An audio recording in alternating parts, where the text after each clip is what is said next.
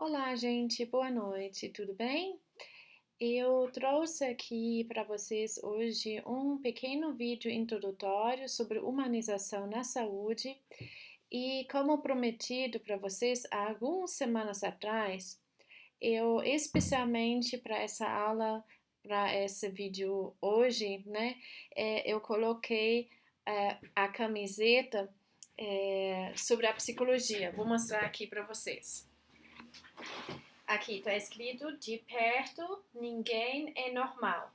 E aqui atrás, vocês podem ver: não seja louco sozinho, venha falar comigo. E por que eu trouxe, né? Porque justamente para essa aula estou trazendo, né, essa camiseta. Porque tem muito a ver com o nosso tema de humanização, de ir ao encontro das pessoas, de entender as pessoas na sua totalidade, naquilo que eles precisam, não só de nós no nível técnico, de nível de conhecimento técnico, mas também do nosso afeto, da nossa sensibilidade, do nosso reconhecimento da pessoa dentro de um contexto em qual ela se insere. Então, essa aula tem como objetivo conceituar um pouco o que é humanização na saúde, introduzir vocês aos principais marcos da humanização na saúde como uma política pública e discutir com vocês os desafios no atendimento humanizado. Quando nós podemos, ou quando pensamos inicialmente, por exemplo, sobre doença, nós vamos perceber que modelos tradicionais, o modelo biomédico, vai entender que a doença seja um desvio, né, de variáveis biológicos da sua relação normal. Então, se uma pessoa, por exemplo, tem diabetes, ela apresenta níveis que se desviam da glicose que nós percebemos como algo dentro do quadro de referência, né? Mas aí nós estamos só olhando para o fenômeno da diabetes e não a todos os fatores que talvez tenham levado a essa diabetes. E isso é uma questão da gente entender a doença como um processo complexo em que nós consideramos, né, o ser humano como um indivíduo que se desenvolve através de fatores biológicos, sociais e psicológicos. Uma segunda reflexão que eu quero trazer para vocês: nós temos muitas novas tecnologias, desenvolvimento tecnológico enorme, tem muitas possibilidades, mas essas possibilidades às vezes também são custosas e nem não conseguem atender a todas as demandas e nem todo mundo consiga ser atendido, né, por essas tecnologias da última geração. E aí nós vamos pensar então na dimensão humana, que vai complementar aquilo que é técnico e tecnológico, em que nós temos que considerar, né, a experiência de vida da pessoa, fatores psíquicos que talvez tenham influenciado o processo do adoecimento, às vezes também questões culturais que tenham influenciado, e a estes fatores, a estes aspectos, nós só vamos ter acesso quando nós buscamos, né, de moldar a nossa comunicação, tanto a comunicação verbal quanto também a comunicação não verbal, né, para que nós possamos atender essas pessoas com qualidade, não só no nível de um cuidado técnico, mas qualidade no sentido de acolhimento, sentido de afetividade no acolhimento e no cuidar. E essa é a essência da humanização da saúde. É por isso que eu coloquei para vocês esse slide aqui, né? E em cima vocês estão vendo uma engrenagem, né? Como uma analogia para o modelo biomédico, em que nós somos peças dentro de uma máquina e, eventualmente, essas peças, alguma dessas peças, possa vir a ser prejudicado e isso gera a doença, né?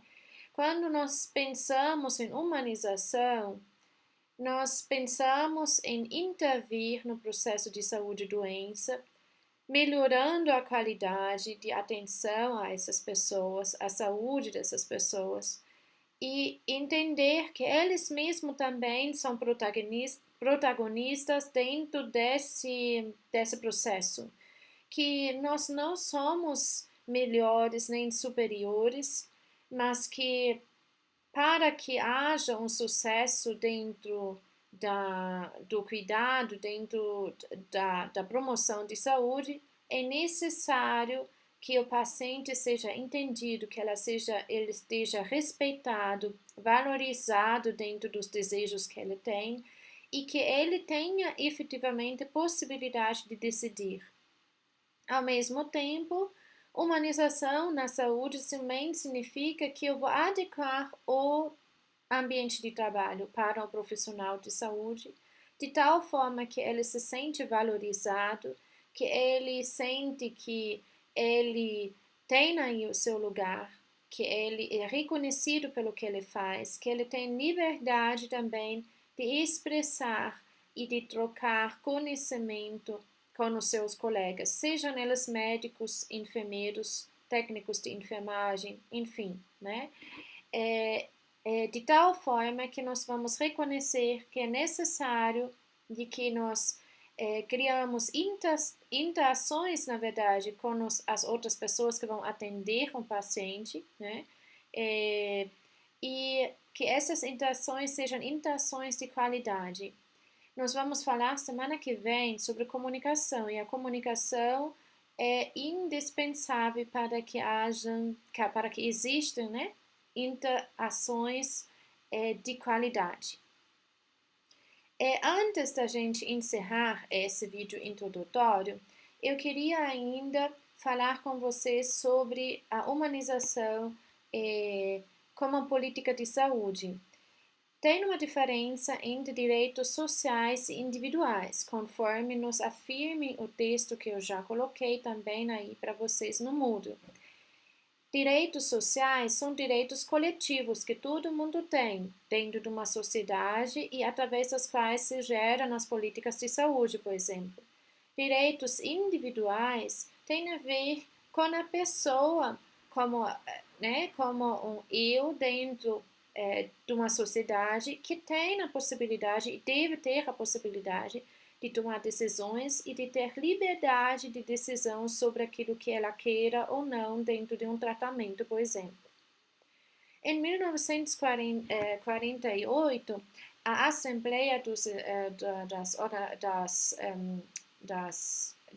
das Nações Unidas, dentro da Declaração Universal dos Direitos Humanos, também declarou como um direito o direito à saúde.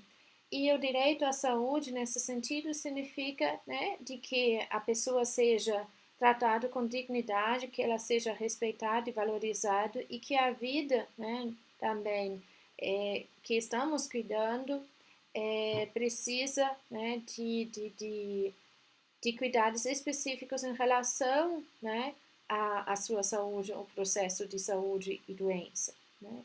E em 2004, aqui no Brasil, se efetuou, né, se declarou uma política nacional de humanização. E essa política nacional de humanização, ela tem vários pilares, entre outros, o atendimento que seja acolhedor, que nós combatemos, né, a despersonalização, mas que nós atendemos as pessoas, cada uma nas suas necessidades, cada uma como indivíduo, cada uma segundo aquilo que ela necessita. Também garantimos através dessa política, né, os direitos que forem instituídos através dos códigos de dados dos usuários. E, na verdade, também deveríamos nos comprometer de que haja